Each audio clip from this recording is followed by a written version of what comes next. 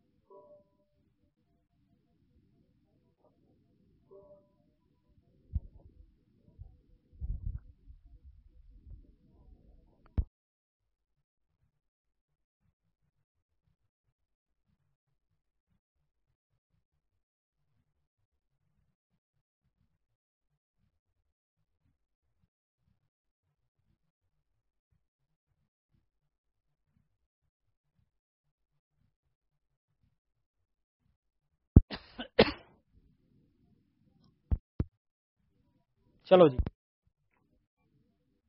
शुरू करें नेक्स्ट बार पाल जी।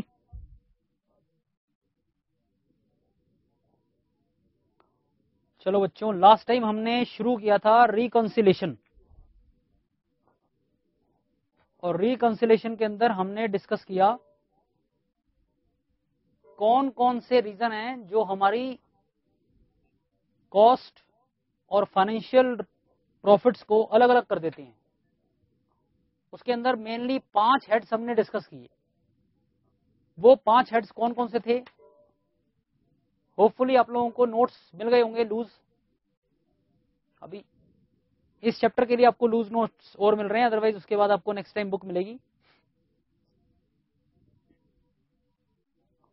तो बच्चों इसके अंदर हमने क्या कि किस किस वजह से हमारे प्रॉफिट्स फाइनेंशियल अकाउंट्स के और कॉस्ट अकाउंट्स के अलग अलग होते हैं। उसके अंदर सबसे पहला रीजन हमने डिस्कस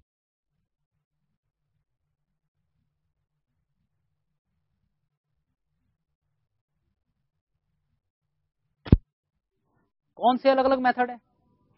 ट्रेडिशनली हम लोग जब डेप्रिसिएशन लगाया करते हैं तो फाइनेंशियल अकाउंटेंट को बताया जाता है कि स्ट्रेट लाइन मेथड या WDV, इन दो प्राइम मेथड्स को ही आपने यूज करना है। उससे क्या होगा, फिर चाहे आपकी मशीन यूज हुई हो या ना हुई हो, हमने तो डेप्रिसिएशन लगा ही देना है। लेकिन हमारा कॉस्ट अकाउंटेंट, उसके पास एक नया मेथड अवेलेबल है जिसको हमने MHR के नाम से समझा हुआ है, मशीन आर रेट। और मशीन आर रेट के अंदर हम डेप्रिसिएशन ट्रेस करते हैं पर आवर बेसिस पर। तो अगर मशीन चलेगी तो डेप्रिसिएशन लगेगा, नहीं चलेगी तो नहीं लगेगा। जिस साल डबल चलेगी उस साल डबल डेप्रिसिएशन लगेगा, और जिस साल नहीं चलेगी उस साल बिल्कुल भी डेप्रिसिएशन नहीं लगेगा।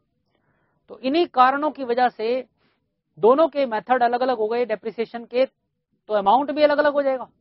और अमाउंट अलग अलग होने की वजह से ही दोनों की कॉस्ट डिफर करेगी, और कॉस्ट अगर डिफर करेगी तो ऑटोमेटिकली हमारा प्रॉफिट भी अलग अलग आएगा।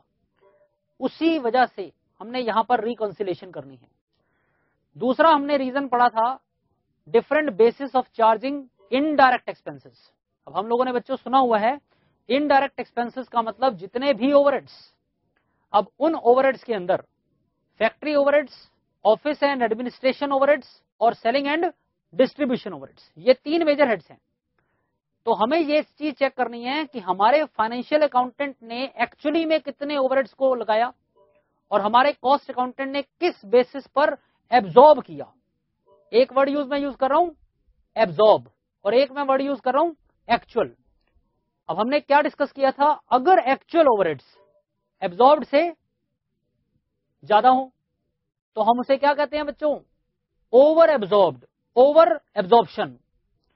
और दूसरी तरफ अगर एक्चुअल ओवरहेड्स हमारे ज्यादा हो एब्जॉर्ब्ड से तो हम उसे क्या कहेंगे, अंडर एब्जॉर्प्शन। तो यही ओवर एब्जॉर्प्शन और अंडर एब्जॉर्प्शन हमारी कॉस्ट को डिफर कर देगा, और ये डिफरेंट पार्ट ही हमारी रिकॉन्सिलेशन के अंदर कंसिडर किया जाएगा। फिर हमने पढ़ा different methods of inventory valuation. Cost accountant के पास 9 मेथड्स अवेलेबल हैं, FIFO, LIFO, HIFO, NIFO, simple average, weighted average. ये सब आप लोग मटेरियल के चैप्टर में पढ़ेंगे, लेकिन जब तक नहीं पढ़ते तब तक हमें सिर्फ इतना समझना है, क्योंकि दोनों के पास अलग अलग मेथड्स हैं वैल्यूएशन के।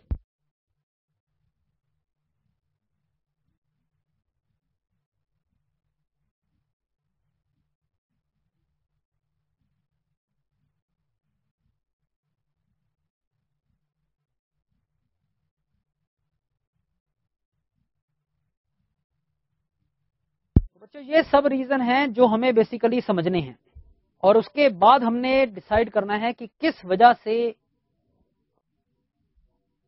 कौन से अमाउंट की वजह से हमारा ये प्रॉफिट अलग अलग आ रहा है। तो बच्चों शुरू करें। रिकॉन्सिलेशन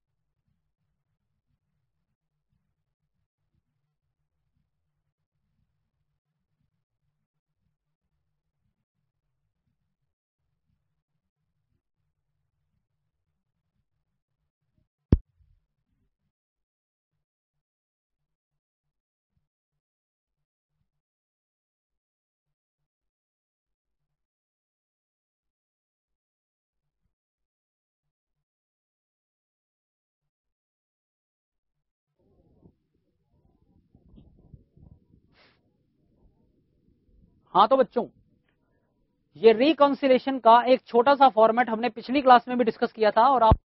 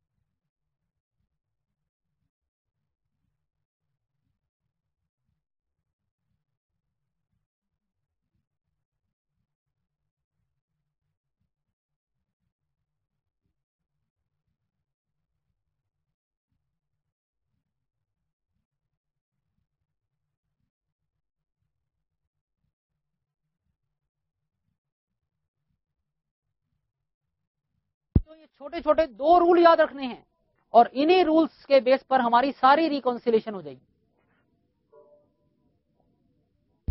ठीक है जी, शुरू करें।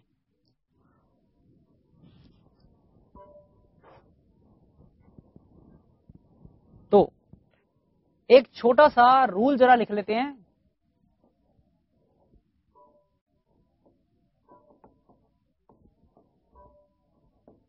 रिलेशन बिटवीन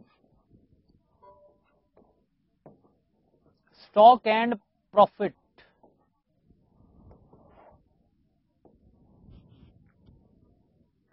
स्टॉक कोई भी हो, प्रॉफिट के साथ उसका क्या रिलेशन है, यानी चाहे रॉ मटेरियल की फॉर्म में हो, चाहे वर्क इन प्रोग्रेस की फॉर्म में हो, चाहे फिनिश स्टॉक की फॉर्म में हो, हमारे पास जो स्टॉक अवेलेबल है उसका प्रॉफिट के साथ क्या रिलेशनशिप है।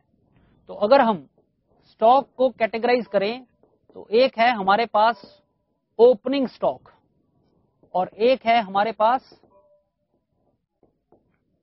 Closing stock. बच्चों, ओपनिंग स्टॉक का प्रॉफिट के साथ इनवर्स रिलेशन है। इनवर्स रिलेशन का भावार्थ क्या है? Increase in opening stock leads to decrease in profit. यानी अगर हमारा ओपनिंग स्टॉक बढ़ेगा तो हमारा प्रॉफिट कम हो जाएगा। सर ऐसे कैसे कह रहे हो आप, हमारा ओपनिंग स्टॉक अगर बढ़ेगा तो प्रॉफिट कम हो जाएगा? चलो कोई बात नहीं, अभी देखते हैं। क्लोजिंग स्टॉक का हमारे प्रॉफिट के साथ डायरेक्ट रिलेशन है। डायरेक्ट रिलेशन का क्या मतलब है? Increase in closing stock results in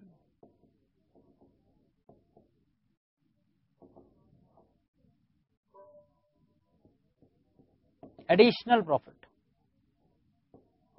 यानी अगर किसी ने अपना क्लोजिंग स्टॉक बढ़ा दिया तो बच्चों उसने अपने प्रॉफिट को भी बढ़ा दिया। इसीलिए पहले क्या हुआ करता था, जिसको भी अपना प्रॉफिट बढ़ाना होता था वो अपने क्लोजिंग स्टॉक को बढ़वा देता था। तो जैसे ही क्लोजिंग स्टॉक को बढ़ाओगे अपने आप प्रॉफिट बढ़ जाएगा। अब देखो कैसे बढ़ेगा ये।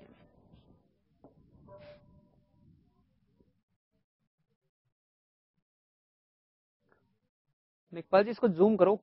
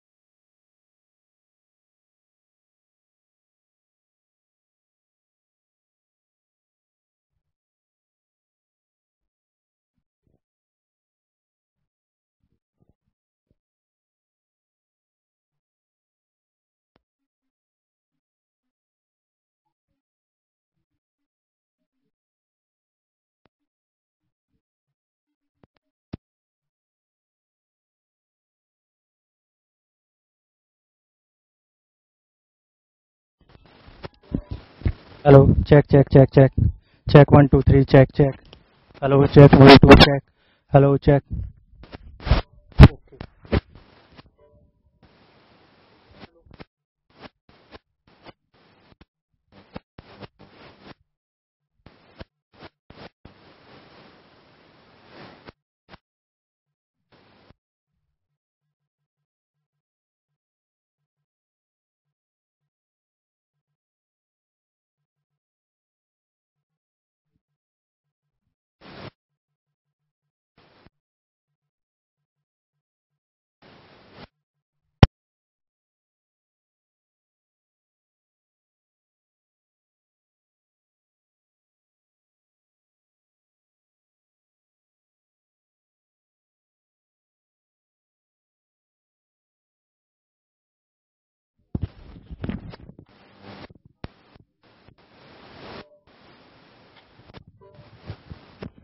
Hello.